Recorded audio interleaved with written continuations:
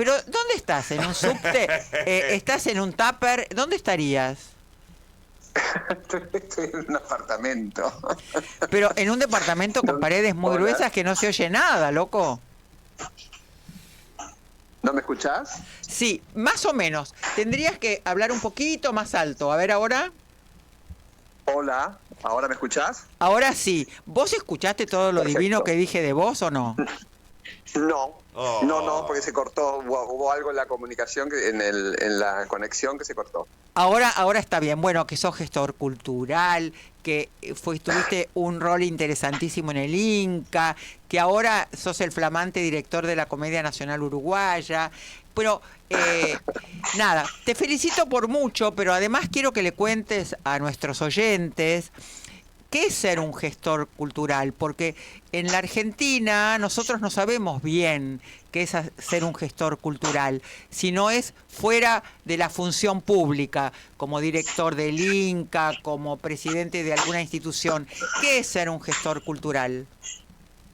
Bueno, mirá, yo creo que la gestión cultural no es solamente en el ámbito público. Yo incluso te diría que mi actuación más prolongada en el tiempo la he hecho desde la sociedad civil, en plano personal, participando de organizaciones como la Fundación Amigos del Teatro Colón, la institución Wagner, luego una fundación que organizamos con Teresa Anchorena y otras personas vinculadas a la gestión, que se llamó Fundación Internacional Argentina, con la cual hicimos una enorme cantidad de actividades, de promoción de la cultura, no solamente de artistas argentinos, no solamente en el país, sino en el extranjero. O sea que es la comprensión del fenómeno cultural y de cómo se puede ayudar tanto desde el ámbito privado como desde lo público para que la cultura tenga el rol y el desarrollo necesario.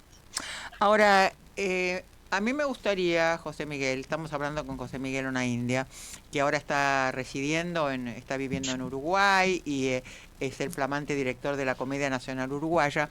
¿Cuál es el rol del Estado? Porque viste que en este momento en la Argentina, con la nueva gestión, está un poco cuestionado, el gobierno cuestiona el rol del Estado en cuanto a la cultura, se retira del Inca, cierran lugares. Entonces, a mí me gustaría saber, en los países donde la cultura es un hecho muy importante, ¿cuál es el rol del Estado? Porque si no, parecería que solamente que es un gasto, y no, es una inversión la cultura. Es una inversión y mira, en primer lugar, en la Argentina la promoción de la cultura es una obligación constitucional.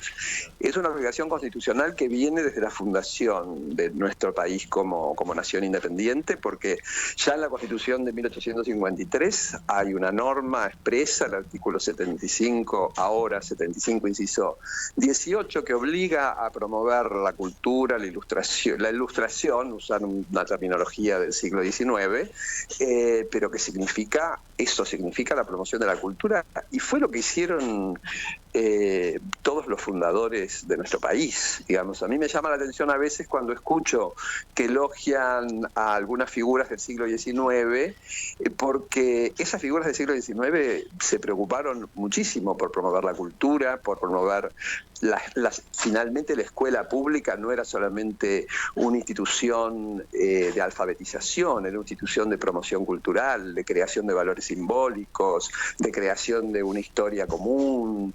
Digamos, fue, como Beatriz Arlo indica en alguno de sus ensayos, una máquina cultural. Y en esa época se fundaron museos, se construyeron teatros públicos, se permitió y se promovió que todas las inmigraciones que llegaran trajeran su cultura, fundaran sus teatros, armaran sus círculos para practicar sus hábitos, y que eso estuviera abierto a toda la comunidad. O sea que en la Argentina no es decisión de un gobierno, es una obligación que la Constitución lo impone a los gobernantes. El modo, el procedimiento, cómo lo haces, eso es una discusión que sí le toca a cada administración determinar, pero no es una obligación que se pueda eludir. Es interesante lo que decís, porque ahora hay como un dilema que es, no hay plata. Entonces, como no hay plata, te ponen, el lugar es así, no hay para darle de comer a los sectores más vulnerables. Entonces, por lo tanto, le sacamos el dinero al Inca. Parecería que entonces te provocan una sensación de culpa tan grande que si vos pedís un crédito para hacer una película, dejás sin comer a un sector de la población. Y no es cierto, es un falso dilema. No, es un falso dilema. Mira, no solamente con lo del Inca, con el presupuesto público que va destinado a promover la cultura, no se hace ningún plan serio de combate de la pobreza. El combate de la pobreza es un combate muy complejo que necesita muchísima inversión, gasto, procedimientos y actuación muy racional y muy coordinada de todas las unidades de gobierno. Pero el gasto es mínimo, por otra parte, o sea que con eso no se saldaría, no habría ninguna posibilidad de realmente hacer un plan serio de combate de la pobreza o de sacar de la pobreza a mucha gente. Y por el contrario, estás creando más pobreza, porque si la gente que hace cine, teatro, pintura, etcétera, industria editorial, o sea, son todas actividades que generan riqueza simbólica y riqueza económica. Generan empleo, normalmente empleo calificado, o sea, empleo que está y por lo tanto si generas empleo, generas consumo, y eso sí que combate la pobreza. Digamos, estás haciendo que la actividad productiva del país crezca. Entonces como se hace en muchísimas otras áreas, ¿sí? Es mucho. Entonces con ese criterio, digamos, hay gastos mucho más importantes que hace la nación y de los cuales no se habla, como el gasto en defensa, por ejemplo, o en la compra de armamento bélico para un país que no tiene hipótesis bélica como la Argentina. Entonces hay muchas otras cosas que generarían ahorros y que sin embargo ahorros o posibilidad de cambio de destino y que sin embargo no se ponen en cuestión. Lo de la cultura realmente no merece ningún análisis serio, porque es un porcentaje del presupuesto público muy pequeño y que por otra parte impacta favorablemente en la actividad económica. Sí. Hola, José Miguel, ¿cómo estás? Mariano Flax te habla, ¿qué decís? ¿Qué tal, Mariano? ¿Cómo te va? Bien, muy bien. Te quería preguntar, en esto que estás diciendo, que concuerdo, por cierto, ¿qué rol tiene entonces, que ahora vas a hacer cargo de, un teatro nacional? Nosotros acá tenemos, por ejemplo, el Cervantes. ¿Cuál sería la función?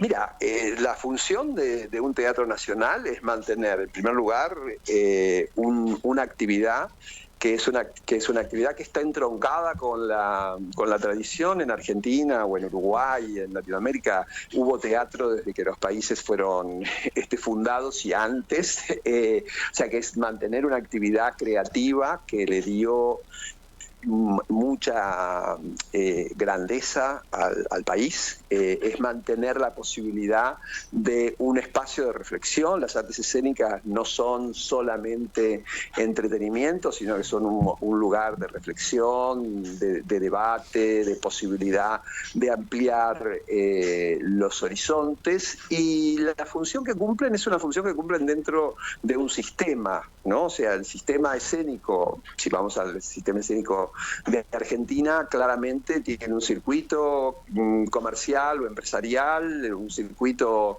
oficial que está representado por los teatros dependientes del Estado Nacional, que el único es el Teatro Nacional Cervantes y los demás son de órganos provinciales o de la Ciudad de Buenos Aires, y el circuito independiente, que también es muy potente, y todo eso genera un conjunto de actividad creativa, de mantenimiento de especialidades, de profesiones, que por otra parte se enseñan, o sea, se forman profesionales para que hagan esa actividad. Entonces el Estado coadyuva a que haya fuentes de trabajo y que haya una paleta de posibilidades para que el público y la población, o sea, todo lo que se invierte en cultura tiene como destinatario final el ciudadano.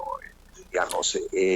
Los artistas reciben fondos o estructuras como los Estados Nacionales para poder realizar su arte, pero eso lo reciben para cumplir con una función social, digamos. Como no se mantiene un hospital para pagarle sueldos a los médicos, sino para que puedan sanar enfermos, ¿no? Entonces, en este caso, lo mismo, los artistas reciben fondos y estructuras públicas para poder transmitir el arte que mejora la calidad de vida de la gente y la calidad que no es solamente la material.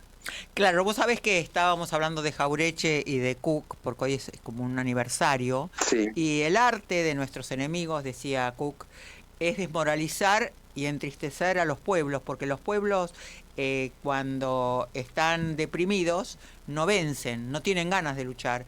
Entonces lo interesante es venir a combatir la tristeza en los pueblos, porque los pueblos tristes, deprimidos, están paralizados. Y yo pregunto, ¿hay una propuesta cultural de derecha y otra de izquierda? Porque viste que se habla mucho del socialismo, de lo liberal. ¿Hay una cultura liberal opuesta a una cultura no liberal o más socialista? Mira, yo creo que en la cultura amplia que tienen nuestros Europa y América, no me voy a, digamos, que es de la cual somos herederos más directos, las otras culturas de Asia, África son un poco más lejanas a nuestro acervo, aunque tienen participación. Tenés distintas corrientes ideológicas. Podemos hablar perfectamente de que hay en Argentina, en Latinoamérica y en el mundo hay derechas ilustradas, por supuesto que las hay, y han promovido. El arte y la cultura es un fenómeno absolutamente plural, donde conviven distintas estéticas y distintas corrientes de pensamiento. Lo que yo soy absolutamente contrario es en utilizar términos que provienen del ejército o de las guerras para definir el campo cultural. Yo, por ejemplo, cuando se utiliza el término batalla cultural, yo creo que en la cultura hay controversia, hay diferentes criterios, hay diferentes estéticas. No hay batallas porque las batallas implican que uno gana. Lo que hace rico la cultura de un país es la diversidad, incluso la diversidad contradictoria. Así que vos puedas ir a ver una obra de representación convencional y puedas ver un teatro experimental y puedas ver algo absolutamente multidisciplinario, y bueno, en esa paleta cada uno dice, bueno, aquí esto es lo que me parece que me llega o me convoca. Pero yo creo que sí, que hay distintas corrientes, hay intelectuales de muy diferentes corrientes. Incluso hay muchos que se autoperciben que se autoperciben en un campo, y bueno, uno puede poner en cuestión si están en ese campo o están en otro, ¿no? Está muy bien. Y vos en Uruguay, ¿no? ¿Sentís que hay un concepto distinto más allá de quién esté en el gobierno acerca de la cultura? Mira, yo creo que sí. Uruguay es un país que tiene una posibilidad de convivencia y de tolerancia muy superior al resto de Latinoamérica, y hoy incluso muy superior a muchos países europeos. Y yo te diría que yo hace 13 años que vivo y he pasado por diferentes transiciones, incluso transiciones políticas como fue la de Tabaré Vázquez a la calle, que significaban signos políticos opuestos, y el andamiaje cultural, digamos, las estructuras no se pusieron en cuestión. Hay indudablemente diferentes criterios, hay planes o objetivos en el plano cultural que en algunos casos, bueno, que tienen distintos matices, pero no se planteó el tema de la eliminación, la supresión o la puesta en cuestión de que el Estado tiene un rol dentro del campo cultural. De hecho, la compañía que voy a dirigir, que vos podrías estar... empiezo a dirigir la Comedia Nacional en febrero, es una compañía que fue creada en 1947 y tiene 78 años ininterrumpidos, a través de gobiernos colorados, blancos, la dictadura militar, los gobiernos del Frente Amplio, digamos, no hubo discontinuidad, nadie puso en cuestión, como sí sucedió en la Argentina, que el elenco estable del Teatro San Martín, cuando asumió el primer gobierno menemista, lo disolvieron. Y no tenemos más, o sea, esa posibilidad de hacer teatro por un elenco de actores estables desapareció para nosotros. Para vos, ¿no? ¿Cuál fue el gobierno desde la época, desde la democracia, desde Alfonsín, que entendió mejor el tema de la cultura, más allá de los personajes? ¿Quién? Mira, yo creo que durante el gobierno de Alfonsín y luego en el breve lapso del gobierno de la Alianza hubo una comprensión y un fenómeno. En el caso de Alfonsín, de esa primera parte, y no lo quiero circunscribir solamente al grupo gobernante, la cultura ocupó un lugar muy importante, incluso como instrumento de política internacional. Cuando Alfonsín hacía sus viajes con ciclos de cine argentino, hubo una gran promoción de la literatura, las acciones, por ejemplo, que hizo Beatriz Guido como agregada cultural en la Embajada de España, digamos, había una conciencia y hubo muchísima gente de muy diferentes campos. Yo no sé, yo recuerdo que por una semana, muy poco antes de la elección presidencial, apareció una carta de intelectuales donde había gente de muy diferente extracción política, ¿no? De gente que podía ser considerada del liberalismo o conservadores, gente que venía de la izquierda también ajena, de la izquierda marxista ajena a la tradición radical, y creo que eso se vivió y hubo una gran apertura porque además, hay muchos beneficios que tenemos de ese gobierno, como la derogación de la ley de censura que rigió durante muchos periodos. O sea, me parece que hubo una comprensión de la cultura como un bien social, como un instrumento también para, digamos, en cierta forma, mitigar las heridas que había dejado el autoritarismo en la Argentina. José Miguel Onaindia, te agradezco muchísimo esta nota, te deseo una suerte enorme, éxito, y quiero recordar, porque por si la gente no se acuerda, que el secretario de Cultura de Alfonsín era Gorostiza, Exacto. que en el Inca estaba el Antín, presidente del Instituto de Cine de Manuel Antín, que fue que una en figura maravillosa de la cultura argentina. Y que en la ciudad de Buenos Aires era Pacho Don, el secretario de Cultura. Quiero decir, me paro ante estos personajes que manejaban la cultura en Argentina, ¿no?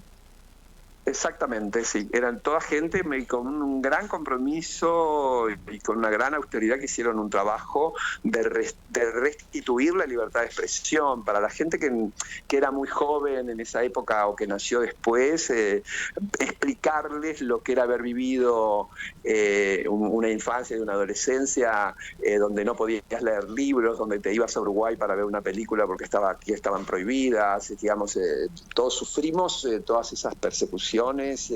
No a veces en forma directa, pero sí como ciudadanos, que veíamos muy cercenada nuestra capacidad de acceso al conocimiento y a la cultura por todas esas medidas que atravesaban. Bueno, importa, pero igual le agradecemos a José Miguel Onaindia y que tenga un éxito